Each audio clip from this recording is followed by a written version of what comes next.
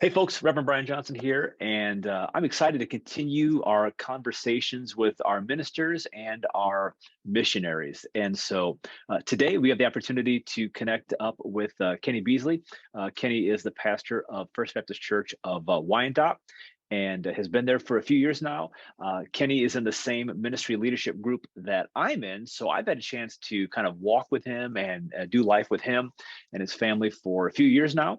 I'm surprised that Kenny is awake at this moment because they have a baby that they weren't expecting, but it's one of those blessings that God bestowed upon them. And so they are doing all of the stuff that you do as new parents, but a little older than the last time that they did this. But Red Bull, caffeine, and prayer is probably keeping him awake. So I'm really glad that, Kenny, that you're able to be here and be a part of this.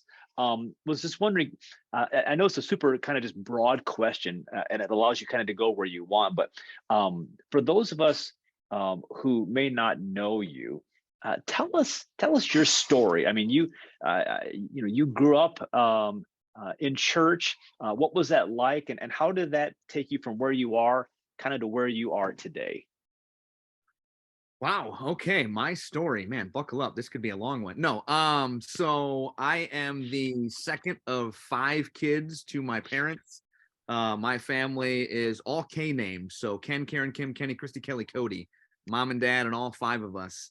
And in fact, I grew up at the First Baptist Church of Wyandotte, where I am now the pastor. My parents met at that church. All of 4 of my grandparents went to that church. My 92-year-old grandma is still a member at that church. She's the only living grandparent that I have still. So I grew up in that church. Church was a huge part of my life. It was back in the 80s and 90s. You were probably at church more than you weren't at church, between Pioneer Club and Sunday school and every function that was happening at church, vacation Bible school, we were there. So growing up in the church, in youth ministry, that was kind of a big part of who I was and where I came from. And it's a blessing to be from a Christian family. In fact, in my office at church, I have a Bible from 1773 from my grandma Beesley's side of the family. It's the Blanchard family Bible in a case, which is it's really cool to have that heritage growing up in a Christian home. Not everybody has that blessing that I have. And so grew up in the church. Church was always a big part of who I was and where I was at. I wasn't really sure where I was going when I graduated high school, other than my parents had a rule that if you were going to live away from home, you had to go to a Christian college. And I wasn't going to stay at home. So I went to Calvin College as a freshman back in 99 and 2000, and had no idea really where I wanted to go or where God was leading me, but it was there that really just kind of started praying about, God, where are you leading me? Where do you want me to go? And had so many people, man, you'd be awesome in youth ministry. I feel like God has gifted you working with teenagers. And so after a year at Calvin and kind of, checking out some different churches over in the Grand Rapids area, I ended up at William Tyndale College, which was Detroit Bible College up in Farmington Hills, and switched my major to youth ministry, declared my major for youth ministry. And when I was 20, I got hired as a youth pastor at a Wesleyan church in Romulus. In fact, I did my internship at First Baptist of Wyandotte, and I asked the pastor there if he'd ever hire me, and he said no. And then I was in youth ministry for many, many years. And it was always that question, and I hate that question of, oh, when are you going to become a real pastor? And just really felt that youth ministry was where God had called me to be. Was at a church in Romulus, was there for 6 years, and I coached cross country and track, and I subbed 5 days a week in the high school. And then when we decided to have kids, I was looking for full-time ministry and ended up at a Bible church in Woodhaven, and we were there for 5.5 years, and there was a nasty split where all the elders left the church, and the pastor and the elders at the church just really butted heads and became an unhealthy place. So I stepped down from youth ministry. We actually attended a home church for a little bit, my wife and I and our young daughter at the time. And I went into the heating and cooling world. My family was a heating and cooling business. But after about a year, I actually was a unpaid youth pastor at Lifebridge Church in Taylor, which is now 242 Taylor. And so I was their youth pastor for years, and was very content. Felt like I was kind of Paul, tent making, but ministry was the core of who I was. I would fill in and preach at Bethel Baptist when the pastor was on vacation, or First Baptist of Wyandotte when the pastor was on vacation. And I would preach, a couple times, a month or once a month or every other month at Lifebridge. And so just was very happy and content with where God had me. And then sometimes, God just does some surprising things. And so I ended up getting a call from First Baptist of Wyandotte, and they asked me to fill in for a bit. And sure, absolutely, I can do that and help out. And I would have told you there was no way I was going to end up the pastor there, because I'm the kid that was wearing a bikini at the church car wash when I was a teenager. And I wasn't sure that would be what that church was ready for, or if, a prophet in your hometown, do I go back? And that's the church that my grandma goes to, and there are many people that are still there that knew me as little Kenny Beesley, and would I always be that? But God seemed to kick open every door. My wife would have told you it would take a burning bush moment to be back in full-time vocational ministry, and 5 years later, here we are. So it's incredible where we're at. I've been married to my wife for 20 and a half years, coming up on 21 years. We have 3 daughters. I know Brian mentioned we have a baby. We have 3 daughters. Ellie will be 14 in May. Lucy is 9, and Ruby is 10 months old. And some people will say, oh, she was an oops. I don't like to call her an oops. She was a surprise. She was a tremendous blessing. So it's estrogen everywhere in my life. I have a wife and 3 daughters. The struggle is real, but very blessed and excited. So staying awake. So your story, you have got a great affinity and allegiance to Camp Leal. Can you talk about the part that Camp Leal has played in your life, and how you continue to give back to it going forward? Yeah, so camp was a huge part of my life. I mean, growing up at First Baptist of Wyandotte, I went there in the summer. I went there in the winter. I think I only missed camp once. We planned a mission trip. So my, freshman year, I missed out on summer camp. But loved going to camp. My sister and my brother both worked there in the summer. I never did, because I was a little busy with sports and other things, but was always attending camp. And in fact, my wife and I met at church camp. So Sarah grew up at Redford Baptist, which was an American Baptist church, which is now Cross Point Meadows. I grew up at First Baptist Wyandotte. So we met in middle school, started dating between my junior and senior year. And I used to ride my bike from Wyandotte to Redford 20 miles to go see her, because I was young, dumb, and in love. But it has worked out. And camp has just been a tremendous part of my story, of growing in my faith, building relationships with people up there. I serve on the board of directors now at Camp Leal, and have the privilege of speaking there at, some of the family camps and different things that are going on. My oldest daughter was baptized at camp. In fact, my middle daughter, Lucy, accepted Christ 2 months ago, and is planning on getting baptized there this summer. She wants to get baptized at camp, just like her big sister. So camp has been just a huge part of who I am and how I grew in my faith, and was just an integral part of my story. And I know camp ministry may not really be at the zenith that it once was back in the 90s.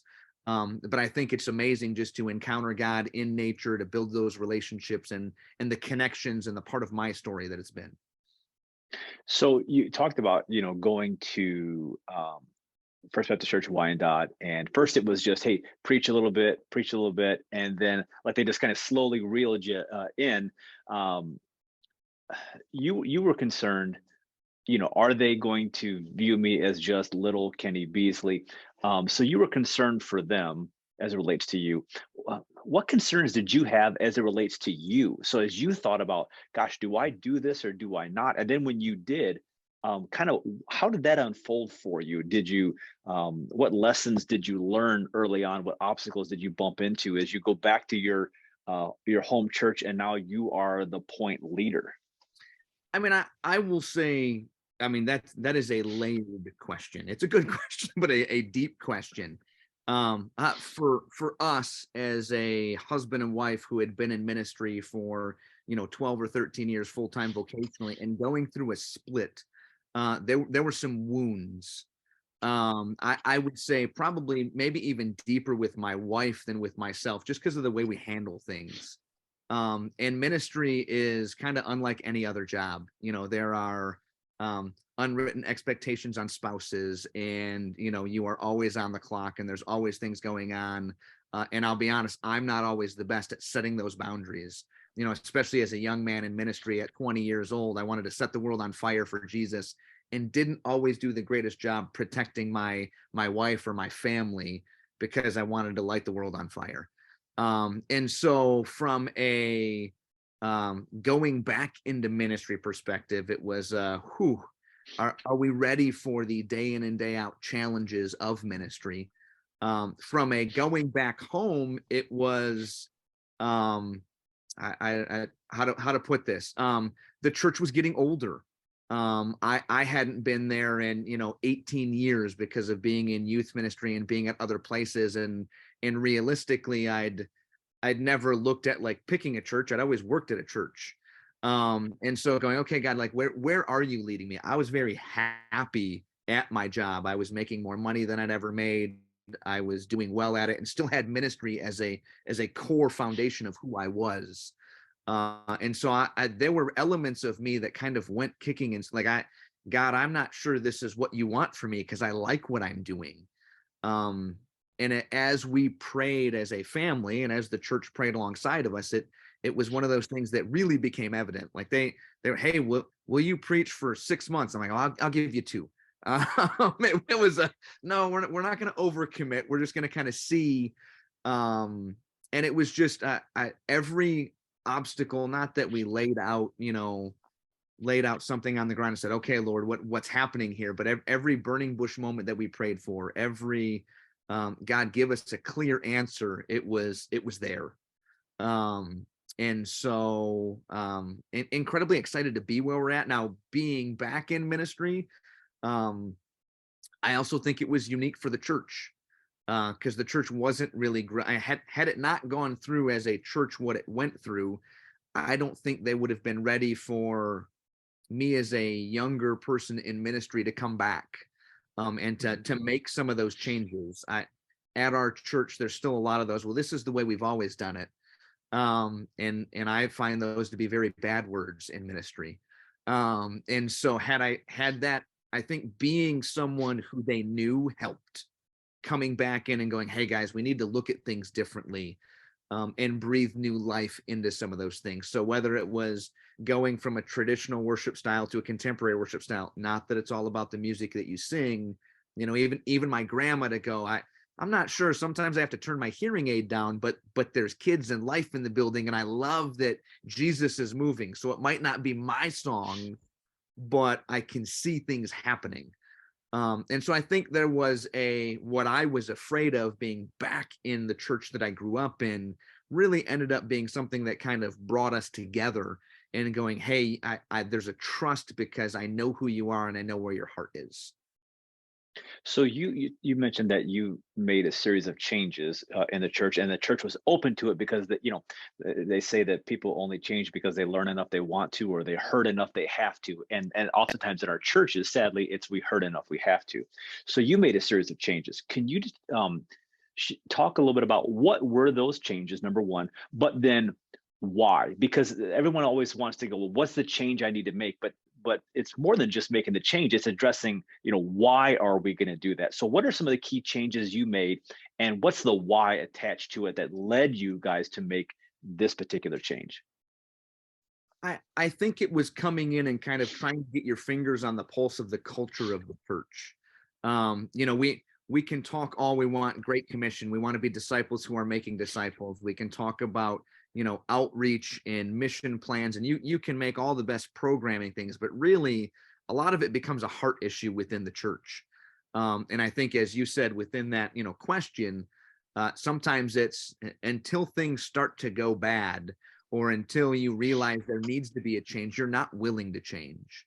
One of those messages early on where like you could pick the pew that you're going to sit in, the parking spot that you're going to park in, what song should be sung and what passage should be prayed on for your ideal Sunday. But I feel like when we lay that out, we get that club mentality as a church, and we like, this service is for me on a Sunday morning. I'm going to come in and I want to be comfortable and I want to be served, as opposed to, how are we sharing the gospel with those who don't know Jesus? And so really for us, it was kind of taking a look at, what does the community look like? Who are we trying to reach in the community? Who are the people that need to know Jesus? Wyandotte is a severely Polish Catholic community. So we have a lot of, former Catholics or a lot of seeking people. And so trying to figure out, like, what are those people looking for? How can we provide the gospel to them in a way that will draw them in? And even there, being a young pastor coming in, going, I want my kids, to learn the gospel. I want them to be engaged at a Sunday school level. I want the youth ministry to be growing. And realistically, in our community, and I think sometimes in church, those are those people that you get seeking as they're going, well, I grew up in church and I liked church, but then I just kind of stopped going, and church was a habit. But I want my kids to know Jesus, so we might come back. But I'm looking for a church that, has a kids ministry or has a youth ministry, and can relate. So you guys made a shift from more traditional worship to more contemporary. What are some other shifts and changes that your church has undergone in order to try to be able to reach the community that you've described? I think really, again, it was kind of not only putting our fingers on the pulse of the church, but also of the community. So finding ways to kind of engage outside, whether that be, becoming the police chaplain in the community, to be able to just kind of get out there and get to know people and serve the community in a different way. Finding out needs that there were. COVID has changed ministry tremendously. And so there was a need for food. So we became a Gleaners authorized food pantry at our church. And it was great because Bethel Baptist right down the street has been doing that for years. So we were able to kind of partner with another local church and learn from them, and then take that ministry and make it our own. But really it was figuring out what needed to be there. Figuring out how do we relate to women that have been in this church forever, and younger women that are coming in and looking to grow and looking to build a relationship with Christ. How do we connect? We're a very multi-generational church. And I think sometimes in that there's beauty. Some of my favorite Bible studies at the church are where you've got, 80-year-olds and 60-year-olds and 40-year-olds and, 20-year-olds. It's beautiful to see that happen. But I think sometimes in church, we love to break things up by age. We're like, well, let's do something for the young people. Let's do something for the older people, and let's keep them separate. But I think as a church, we've discovered that we weren't meant to live life alone. And there needs to be just more community, and having mentors and relationships. And we're still learning. I felt like we had started to do well with that, and then COVID hit. And then we just kind of fell apart with how do we live life together.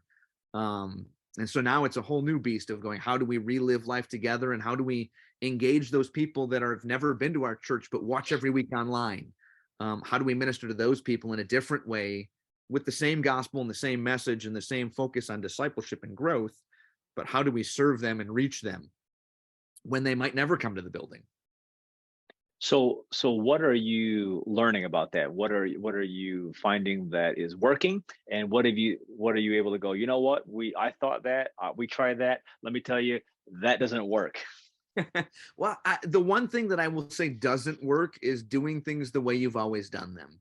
We had a thriving Wednesday night family night ministry pre-COVID, where we would have, 20 to 30 youth, and we would have, 15 to 20 kids, and we would have 40 adults at church, and we would have a meal on a Wednesday night. And we tried to just fire that right back up when COVID ended, and it just went, pew, and it was not, it didn't happen. And I think habit just stopped. I mean, it's even people that attended church. Some people are back, some people never left, but for some, you can see like, well, that church was just what you did. Mm, And when you break that habit for 2 years, it's not there. That relationship with Jesus, there's nothing there. It's just oh, please come back. We'd love to have you. And so I think it's making sure that you've got in-person options for ministry, making sure that you've got, we're meeting on Zoom right now, making sure that you've got Zoom and in-person opportunities, which is hard. Technology is not fun. It's amazing, it's spectacular, it can be wonderful, but sometimes the internet's out, sometimes you don't get a quality feed. It's something we have not perfected in any way, shape, or form. We're still working on it, but I think it's trying to provide those platforms for growth and for discipleship and for relationship, both in person and online.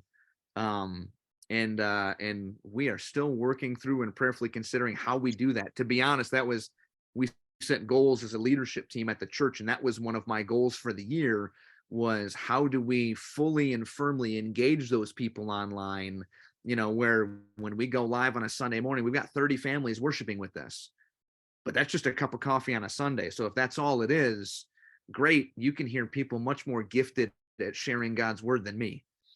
And we want to make sure that they are growing and connecting in their relationship with Jesus and with the church family. yeah, well, you used an important word, and that's the word engage. Early on in COVID, it was all about how many views do we have? How many views do we have? And overwhelmingly, research shows that if somebody clicks on to whether it's a live video or after the fact video, like say of a sermon, over 90% will click off of it after 5 minutes. And so, because early on the research was saying, well, look at all these views we're getting, but it really wasn't telling the story. And so the key is what you're talking about. It's engagement. How do I engage them? If somebody walks into the church building, if you're doing things well, you're going to engage with them. And I think the question that we're trying to wrestle with as church leaders is, how do you engage someone who's not in the same physical room that you are? How do you make them feel welcome digitally? And this is new space for many of us, and so there's so much to learn in the midst of all of this. So with there's articles and stuff, pastors are burned out, they're this, they're that, and all that stuff. I want to flip the script a little bit, even in the midst of all that we've gone through and kind of the spiritual malaise that exists right now. I feel like, where are you hopeful? What encourages you about serving Jesus Christ as a pastor of one of his local churches? I mean, to be honest, while there seems to be sometimes this discontentment in the world is probably seeking for the answer more than ever.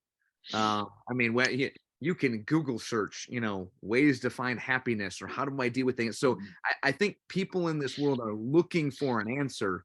And instead of changing who we are, we just really need to authentically show them who Jesus is. So I think the world is probably seeking more than ever. And so to me, that's exciting. We have probably had more first-time visitors at the church in the last year to year and a half than we did in my first several years at the church. And so it's like, okay, but again, it goes back to that engagement, not just hey, wonderful to see you. We hope you have a great week. We'd love to see you next week. But can we, get to know them, pray for them, pray with them, as opposed to going, hey, we'll pray for you. Can we stop somebody and go, hey, how can I pray for you? And pray for them right there. Yeah. And kind of take advantage of those opportunities, because I think while it might be crazy in this world, and people may be meaner than have ever been, and we may be more divided even within the church sometimes than we've ever been, I think people are authentically seeking for that answer, and we have that answer. So if that's not something that you can get excited about, I don't know what is. So I think one of the things that I've noticed is, in what you're describing, that encourages me, gives me hope, is that Gone are the days that we can create and maintain a measure of success as a local church and not have our lives fundamentally disrupted as a disciple of Jesus Christ. I could attend on a Sunday morning. I could attend, and I didn't have to do much. I might encourage somebody to come, and I would attend those things, and I would give some of my time, talent, and treasure. But I didn't really have to fundamentally disrupt my dream for my life. And the church for decades was seemingly going, "Hey, so you don't really have to. We're still growing. Look at us." And now we're in a spot where churches that want to continue that way, they're really in a decline. It's the churches that are willing to say, maybe being a disciple of Jesus requires a lot more disruption to what I think my own world should be. And I'm going to go after that. And it's as if those are the churches that God is blessing. And as He's touching the hearts and lives of people, they're being drawn in that direction. And so while there's a lot of wringing of hands and all of that post COVID, I think it's been a very clarifying experience for our churches to realize you cannot play a game with this thing called the church that Jesus bled and died for. He deserves and demands that we lay down our life. And to your point, people are looking for a purpose more now than ever. It's as if they've got all these resources available to them to make them happy, and they're quickly finding out before they ever turn 70 or 80 years of age. By the time they're 16, 17, they're going, yeah, none of this is working for me. I'm empty.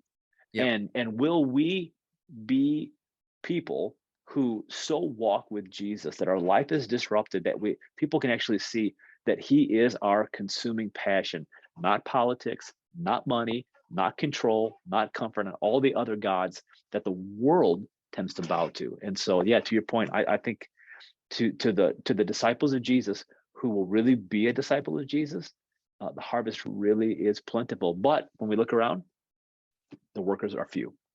The workers are few, but I do think that COVID kind of allowed some of those people who were incredibly lukewarm to just go, hey, it's my time to check out. And I think Yeah. so a lot of those people that remain, you're going, okay, now let's talk about taking up your cross and following Him. What are those things that you need to be doing? Yeah. What have we been called to do as followers of Jesus? And I think even the people within the church seem to be hungry to go, okay, how do I live for Jesus? What have I been called to do? And so now are those times to go, okay, let's talk about using your spiritual gifts, and let's talk about, you being a disciple who's making disciples, whether you have all the answers or not. I'm a 41-year-old man who's been in ministry for 21 years, and I don't have all the answers, but I'm willing to continue to grow and walk that road and that journey. And that's where we want to be as a body.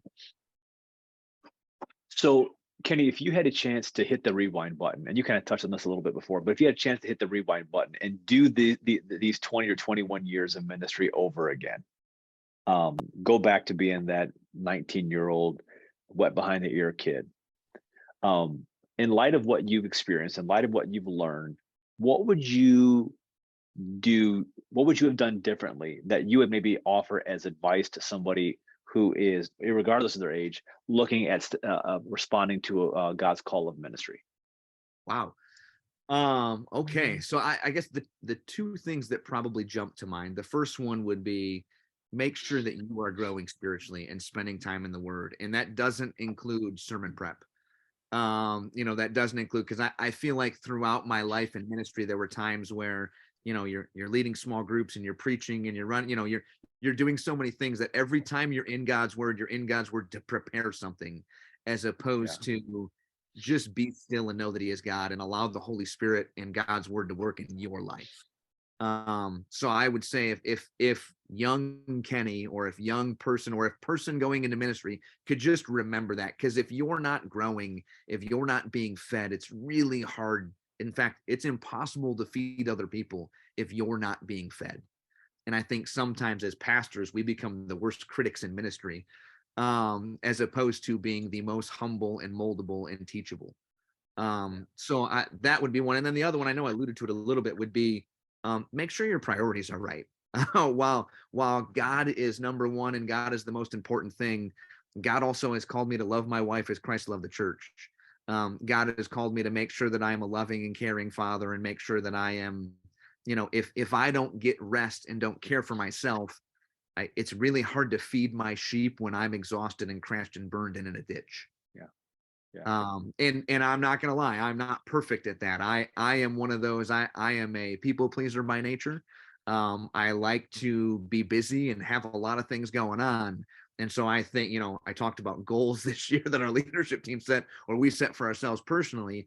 One of mine was that whole be still and know that I am God this year, to do a better job of just being.